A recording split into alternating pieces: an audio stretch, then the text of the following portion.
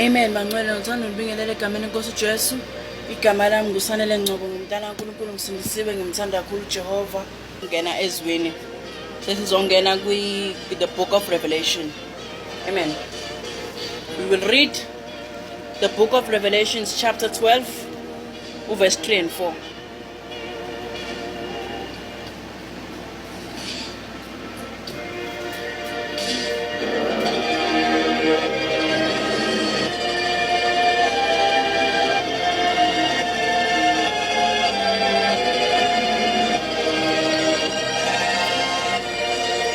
So, Revelation chapter 12, verse 3 and 4 from there.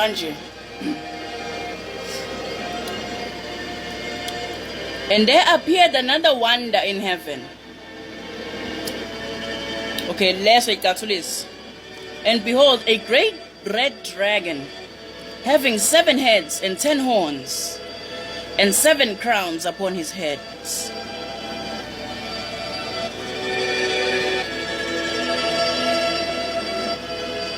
Now, I guess there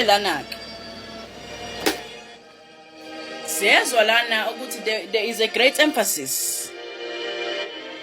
There was another wonder in heaven. And there appeared another wonder, the first wonder in heaven. So I guess before singing wonders in heaven, there are 2 wonders of heaven.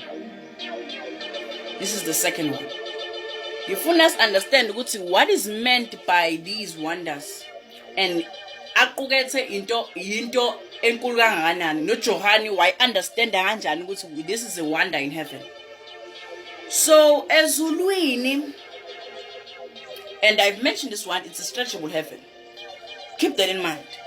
Ezulwini,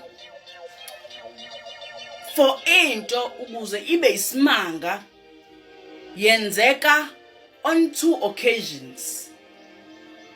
Yenzeka mangabe kuchazwa isiprofeti esikhulu noma kuchazwa into enziwe wena njengomuntu. Uyathola ukuthi eBhayibhelini if kukhulunywa ngezinto ezisimanga, imangaza izulu, into wena ongayenza njengomuntu. Remember ukuthi ezulwini ohlala khona uNkulunkulu owakwenza ngomfanekiso wakhe. Yonke into ayenzayo ezulwini isimanga. So mangabe wena wenza isimanga emhlabeni njengomfanekiso wakhe, ezulwini mabekubuka they see God enza leso simanga. So ezulwini if umukela uJesu ngelinye ilanga, ezulwini kuyajatshulwa njengesimanga esiqeda ukwenzeka. Ezulwini mawuqeda ukwenza isimanga, wena njengomuntu cabanga ilosi ngeke ikwazi ukusenza isimanga, but wena ukwazi ukusenza ngendlela wena okhetheke ngayo ezulwini. Mase siyahamba siyongena kule simanga sesibili ukuthi izinto lezi uJohana eprofethayo ziyisimanga not only kuyena but ziyisimanga ezulwini, because uyasho and there appeared another wonder in heaven. Ngamanye amazwi kuyena isimanga sokuqala ungena ezulwini, isimanga sokuqala ukuprofetha. Kuyena ziningi imanga ezenzakalayo, but mangabe buka ireaction ezulwini ubona abantu bemangela uthi there is isimanga ezulwini. Understand ukuthi for isimanga usenzeke ezulwini kufanele kube into ekhetheke kangakanani. But lana there is another wonder in heaven. Ngamanye amazwi akusona sokuqala. Ngifuna understand ukuthi ezulwini kusebenza kanjani. Isikhathi sakhona. Sithanda ukuthatha lethuba leli ngibingelele igama lami nguNamsila wakwaDlamini. Bazalwane ngisindisiwe, ngiyamthanda kakhulu uJesu.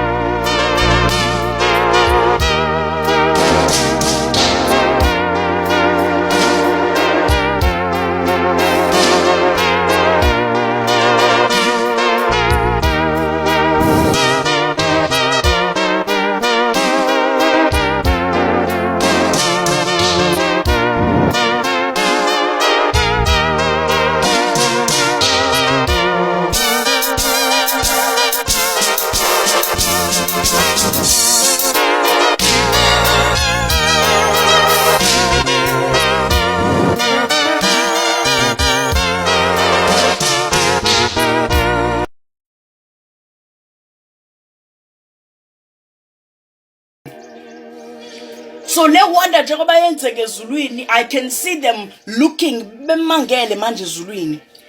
Lokumangala kwabo okokuqala lithi izwi lenkosi kwakukhona owesifazane lo wesifazane with a crown ekhanda lakhe with 7 stars. Mangibhontisa niyo bazoqhamuka bazama ukuemphasize ngiyacela mangukuthi ngirong ningene nilungise. Lento angikwazi memorize izinto eziningi. And that was the first wonder ezulwini. Lo wesifazane owayibethe ilanga. Ngiyatranslate njalo. Enyaweni zakhe kwakukhona ama moons, right? Wayikhulele lo wesifazane. Amen. Lo ayemkhulele kwakuyingane yesilisa. Amen. Le ayikhulele. Le ngane yesilisa ayikhulele lithi izwi lenkosi. That was the first wonder ezulwini bembona owesimame owayikhulele. Amen. Remember ukuthi nathi njalo sadlula kwi-procedure yodwa enyameni. Ngifuna understand lento kamoya neyasenyameni ukuthi kusebenza kanjani. Nathi sadlula ngento eyodwa namhlanje mawuhambe ubuza umuntu ukuthi uMaria nje obayikhulelwe leso kungasona yini isimanga. Khona abantu abasamangele namhlanje ukuthi umuntu osifazane engakhulela kanjani engakaze engage in sexual activities. Lokho kuyisimanga emhlabeni, kuyisimanga scientific simanga. Ezulwini isimanga indlela ababesibuka ngayo kwakowesifazane owayikhulelwe. And don't get me wrong, it's not Maria such. Ziningi izinto ezenzekayo kamoya engingikwazi ukuyichaza like straight away ukuthi kwakwenzakalani. But I hope uzo understand. Ngifuna ukucathulisa lento engiyikhulumayo. Ufuna nawe understand. Now lowest mama wayikhulelwe owayisimanga ezulwini lithi and there appeared another wonder in heaven. Sekwesibili. And behold a great dragon. Sekusuka manje a great dragon. Ngifuna us understand ukuthi manje sesa verse 7 indaba izoshintsha kanjani. Indaba izovela kanjani. And mina ngizo emphasize ukuthi lento okuthina sibona kanjani thina bangabe yenzeka kuthina. Having 7 heads and 10 horns and 7 crowns upon his heads. Amen. So uma ngase singene kule nyoka le si understand le dragon le. Le dragon le na. Oh no, I think it's the next verse. Okay. And she brought forth a man-child who was to rule all nations with a rod of iron. And her child was caught up unto God and to his throne. Amen. Right. So I understand that this wonder, what does it mean? So le nyoka le enkulu esezulwini, this great dragon ezulwini, while this is appearing, this is appearing kamoya ka spirit simukela ka spirit ezulwini. You might think ukuthi khona is prophet as such. Thina emhlabeni for 1 or 2 kuze wenzeke uqala ngokuthi ube uprophetheke for a wonder to happen emhlabeni. And ngifuna understand ukuthi these wonders emhlabeni aqonda ukuthini nasezulwini. For a wonder to happen emhlabeni iqala ka prophetho. Shukuthi njengoba izulu is wondering noma izulu zinalezi imanga kuthina is prophetho senzeka ngokuinterpretwa ezenzeka ngoba umuntu osibonayo is prophetho indlela sibona ngayo kuye usiba iwonder in such a way ukuthi ufuna ukuinterpreta. Kanti ezulwini a great wonder iyenzeka in a procedure ikhona iyenzeka kuthina iya envisionwa mase iya interpretwa. Ngamanye amazwi ezulwini ngendlela ekufasting ngayo izinto ay manifestwa kamoya ukuthi ziya manifestwa, but kamoya the moment izinto zenzeka ezulwini ziyenzeka ngaleso sikhathi ngoba ezulwini isikhathi sabo siyalingana nesikamoya. This is why noma umprofeti akatshela ukuthi isikhathi sezulwini asifani nesemhlabeni, and saba confuse abaprofeti because abaprofeti bahlele interpreting iprofeto ukuthi nasi iprofethi ngasi-interpreta but mase besi-interpreta kuphi ka physically shuthi bafika kuthina bezositshela enyameni ukuthi kanyama ekuzowenzeka ukuthi ngoba kanyama kumanifestwa ika spirit. Kanti uJohane yena mangabe sefike yena igunya inikwe lona ukuthi uzohamba nabo ngesikhathi sikamoya. Shukuthi yena akafani nangumprofeti. Umprofeti yena ubona ngamehlo kamoya. uJohane was first hand wayinyathela ebona izinto ababayibona ekhuluma nabo. Amen. Ngifuna understand ukuthi wayinikwe liphi igunya uJohane. So ngenkathi lezi zinto zenzeka ezulwini, there is a wonder in heaven. Emhlabeni ayifiki wonder kanjeya isi manifestwa. Thina siqale thina so sesi-interpreta. Shukuthi sesiyatshelwa manje ukuthi kamoya izinto kusuke sezenzeka. Ayikho into eyenzakala enyameni.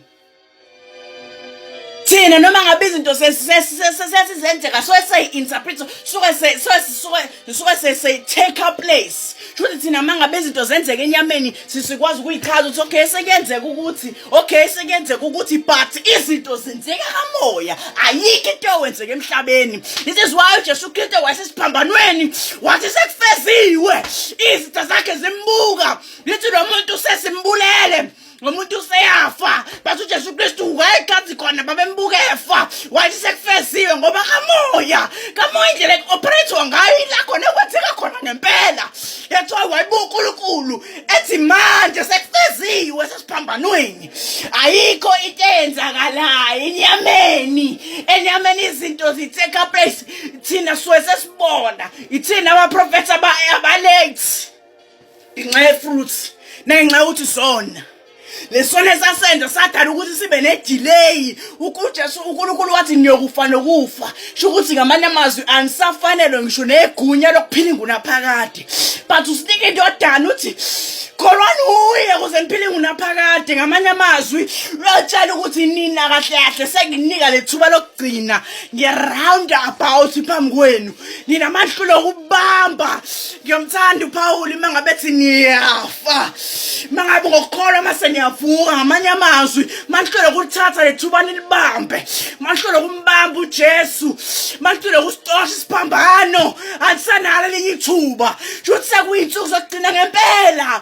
Ngoba sekuphila lesikhathi manje sikubufa kwethu. Ithi sesekufeni ngoba izinto zenzeka moya nasezulwini kuba yimina engunaphakade.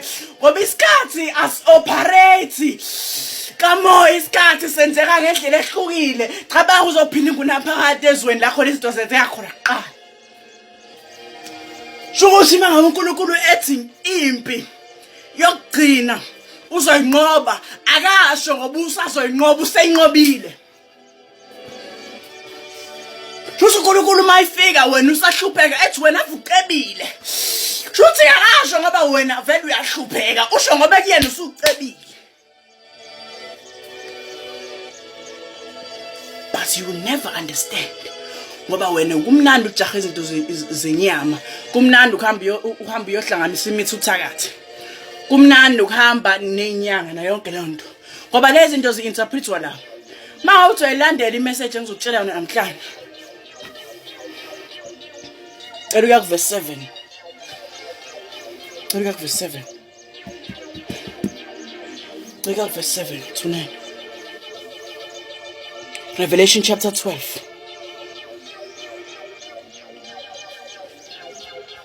Verse 11. Thank you, Jesus.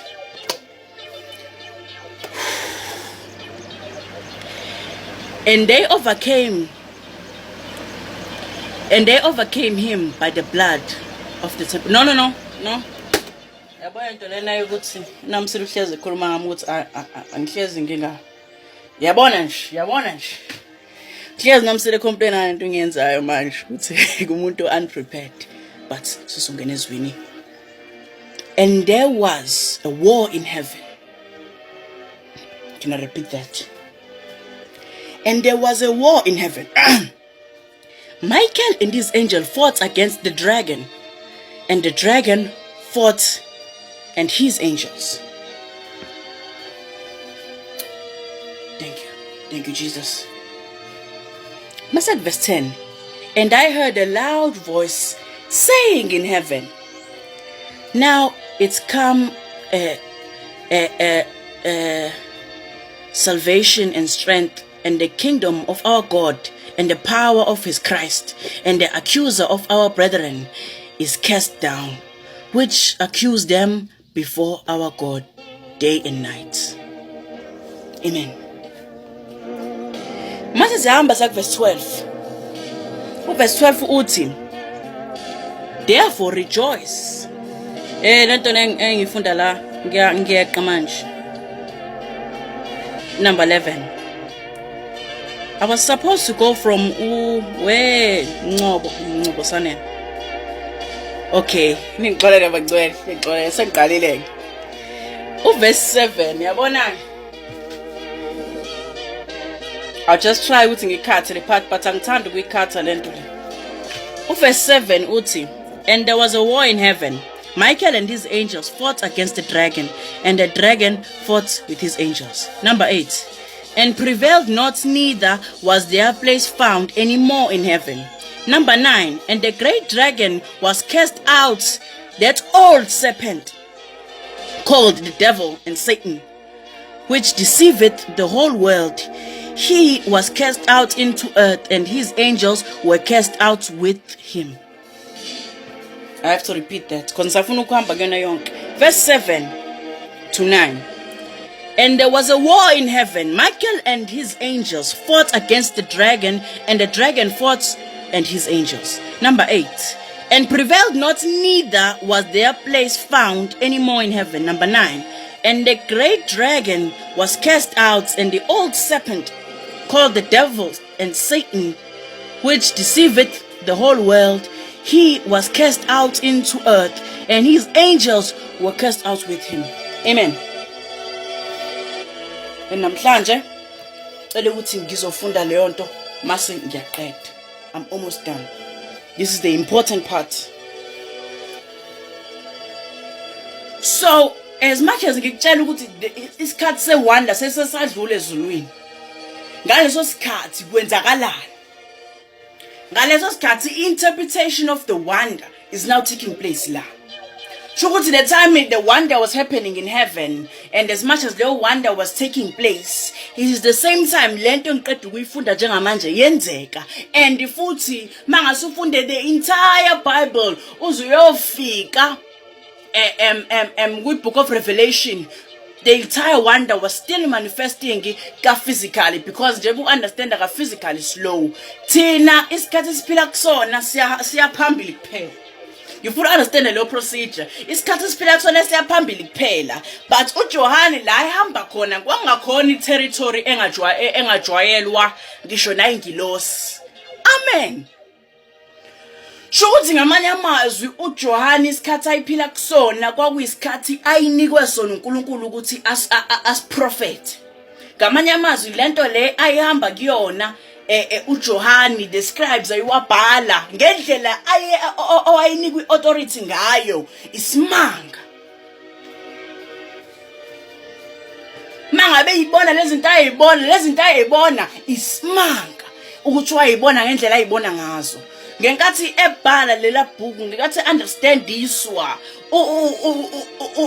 Moses was interested into yokuqala uNkulunkulu ayisho kuyena ukuthi ngaphambi kokuthi kube khona u1 no2 no3 mina nganguNkulunkulu. Mase way understand leyo procedure, mase wajaha ukuthi asondele kulento esho uNkulunkulu, wasondela waze wafika ngisho ku-book of Genesis afuna uqala noNkulunkulu ukuthi ngaphambi kokuthi kube khona uGenesis, in the beginning God. Mangabe sekufika isikhathi saJohane uJohane yena uyiswa phambili, but iphambili aqaliswa ngalo, haleluya, iphambili aqaliswa ngalo yileli phambili leli neglectise lona uqala lesikhathi sikaMose. Angifuni ukulwa namuntu umfundisi, but ngifuna understand lento engizoyisho njengamanje. Ngenkathi uMoses interpreter ilight ebantwini, interpreter le procedure ukuphila kwethu according to the beginning of thina njengabantu, wayichaza from uNkulunkulu evela. Shuthi basically wayichaza uNkulunkulu thina esilokhuza creator everything that we can see, kamoya everything that we can see enyameni. But into enziwa uJohane, wena ungabuye ngazi ukuthi iprofeta wayezenza zazingaphambili, because siyakwazi ukuthi izinto ezishiwo kwibook of Revelation izinto ezisazokwenzeka. But ngifuna understand ukuthi lo muntu ngenkathi wayehamba indlela kokuinterpretwa ngayo, waye kwi-stretchable heaven, amanye amazwi waye kulezi ayikhathi eyithanda ukuxovana lezi ikhathi zikamoya, wathathwa lo muntu wabukiswa ukuthi kwenzeka into kanje, wabuka uSathane. Ngenkathi ebuka uSathane le procedure yenzeka kuGenesis, ayenza ngisho kuRevelations. Shukuthi wena you've read the book of Revelations and you say 90 yenzeka kwi-book of Revelations, but mina ngithemba ngiqala ngathi in the beginning God created heaven and the earth. Shukuthi leya procedure leyana usebekwe phakathi nendawo ngalesa sikhathi, understanda sonke lesa sikhathi before verse 2.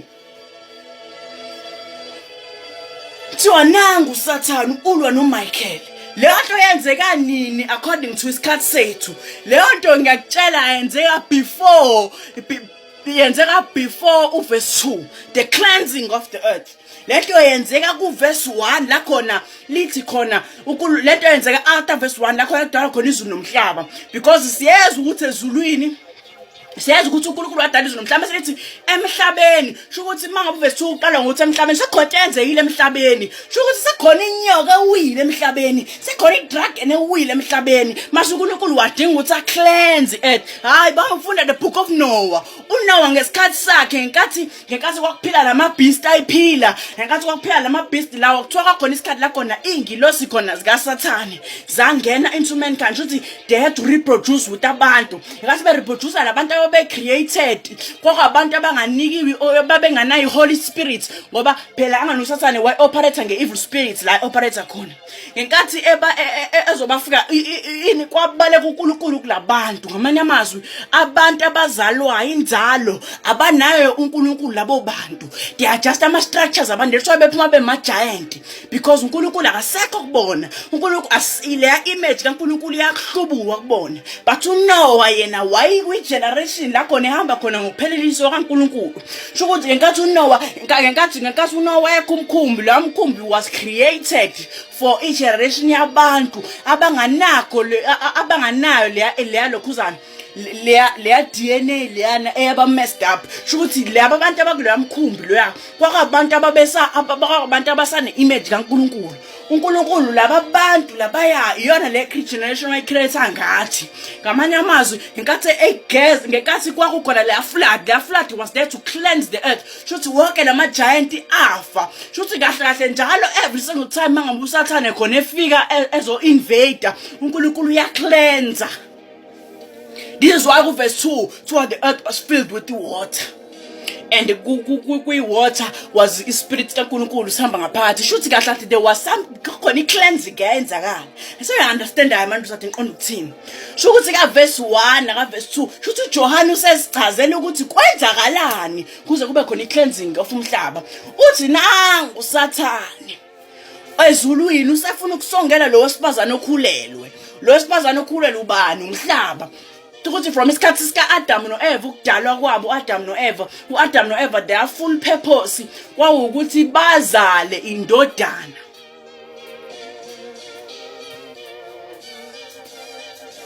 Amen. Njengoba uAdam no Eva sebezala ingane abayizalayo, bayizala kuphi? Bayizala ingane abayizalayo out of isono. Shukuthi bona bengakangena esonweni ukuba bazala indodana ababezoyizala was uChrist, ukuthi the entire generation akuzoba igeneration kaJesu Kristu. ngoba mangabe sifunda laphana kuthiwa yona le ndodana ezobusa sho ukuthi mangabe sesifunda kuthiwa le dragon ime phambi kwenzalo yalo wesifazane ifuna ukuzobulala le ndodana yomfana ezozalwa but mangabe uyayilandela why kusetshenziswa indodana because indodana is the only fruitful being sho ukuthi there will be a generation ezoqhamuka out of yena sho ukuthi kahle kahle uJesu Kristu uzokhipha igeneration out of yena.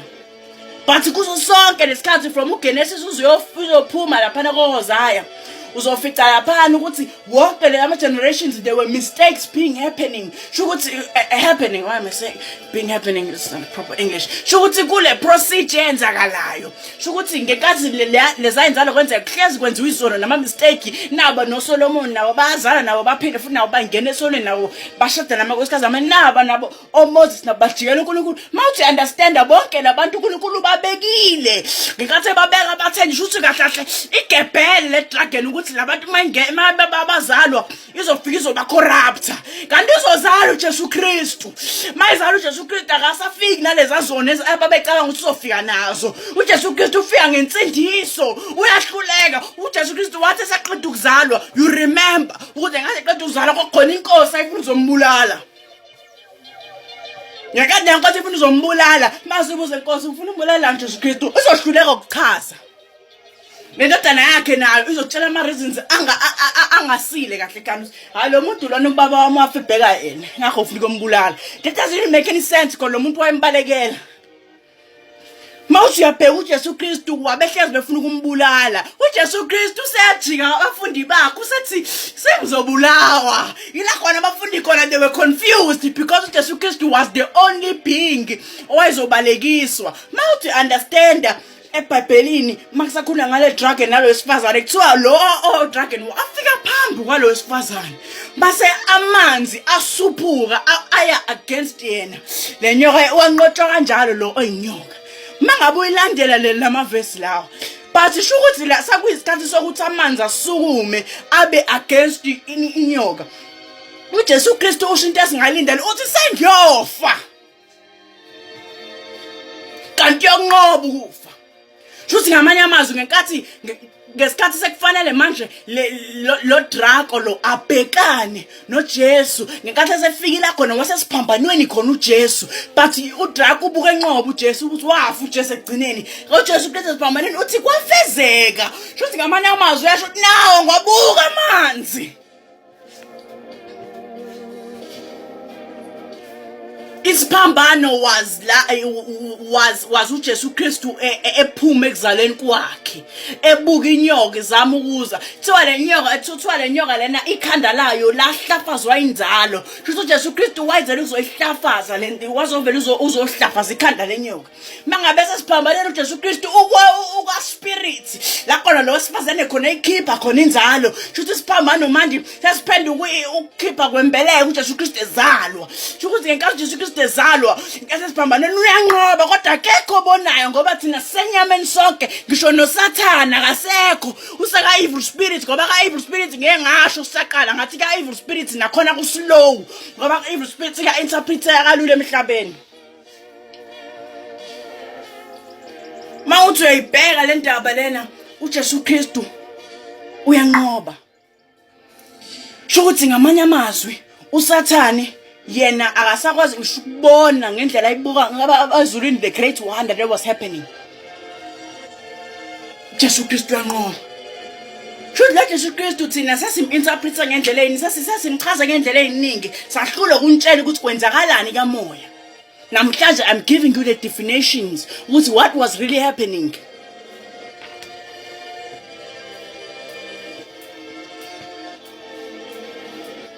Now ungilandele sengiqeda. uJesu Kristu uyavuka ekufeni.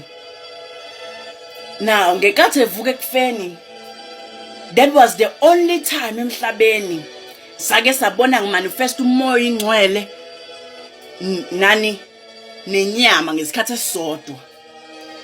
Ngamanye amazwi you might find ukuthi khona abantu namhlanje bangabelieve ukuthi uNkulunkulu wavuka kube kukhona ama eyewitnesses ambona ukuthi uJesu Kristu wavuka ekufeni. Kwakhona abantu abambone sevukile ekufeni. bakhona abaningi abangeke bakholwe namhlanje ngenxa yokuthi that was the only time kumanifest inyama nomoya ngesikhathi esisodwa sikwazi ukubona the pure understanding la khona saphila khona ngempela sithi nazi izinto zikaNkulunkulu zenzeka uJesu Kristu wathathwa yifu leyo nto leyo ayenzeki noma ikuphi yenzeka moya kuphela but kwakwenzeka ngesikhathi esisodwa ilento esibiza ngesimanga uJesu Kristu usawayenza imanga ingoba uJesu Kristu la ihamba khona abantu babengahambi khona wayihamba kamoya ingcwele yonke into ayenza wayenza ngomoya ingcwele ngoba yonke into ayenza mayikhuluma nabantu ethi ngokukholwa kwakho ususindisiwe ngoba ukukholwa kusindisa kamoya ingcwele kuphela ngoba namanje sasenyameni namanje salahlekelwe umsebenzi namanje sisathilama namanje olokho kwenzeka enyameni ngoba ukukholwa akusize enyameni ngiyakutshela noma ungahamba uzufikephi noma ungatshela ukuthi ngisangifuna ukusinda enyameni ayikho into esizayo yonke into iqala kamoya ukukholwa kulapho mawukholwa uphindela kamoya uhamba uyokholwa khona izinto zobuya semanifesta la sayikade zenzeka that's why injabulo yomuntu okholwayo ingeke ifike ukuthi ngiwini lotho. That's why injabulo yomuntu engcwele ingeke ifike ngaleso sikhathi ukuthi hawu sekwenzeka ukuthi sho ukuthi vele awuhambi noNkulunkulu kanti kaNkulunkulu ujabule engakenzeki lutho urejoice usahlupheka kaNkulunkulu ngoba izinto zenzeka kamoya ngcwele.